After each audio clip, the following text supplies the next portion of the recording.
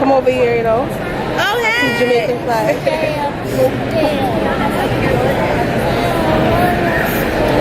The smaller books, these are poetry books, and these are the novels that he just wrote. This one is with more like the Jamaican dialect, and that one, that's the American version. But it's about two guys coming over from Jamaica, and they kind of get into a little trouble, and it shows how the correlation between pretty much like the street life and the government, how they coincide.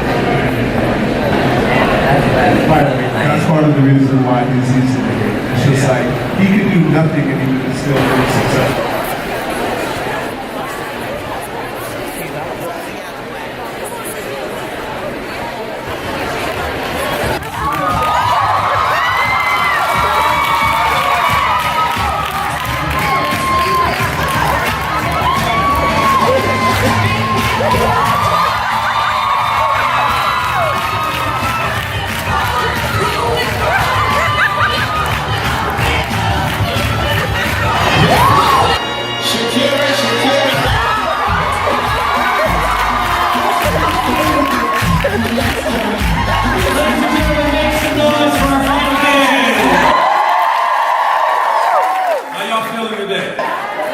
Thank y'all for coming out tonight. Hello.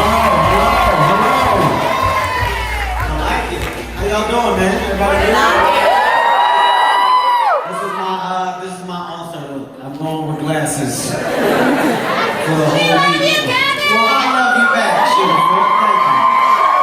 Thank you so much, man. What an amazing group of people. I love that. You see that, Charlamagne? Yes. Group of people, man. So diverse. That's what I like about it. Sisters. And my dad comes in a circle, he's like, man, they dropping like flies, ain't they? Jesus Christ, Dad. What are you doing? I'm just saying, they dropping like flies. Thank God it ain't me. I'm probably next. You next. Jesus Christ. But he doesn't understand it.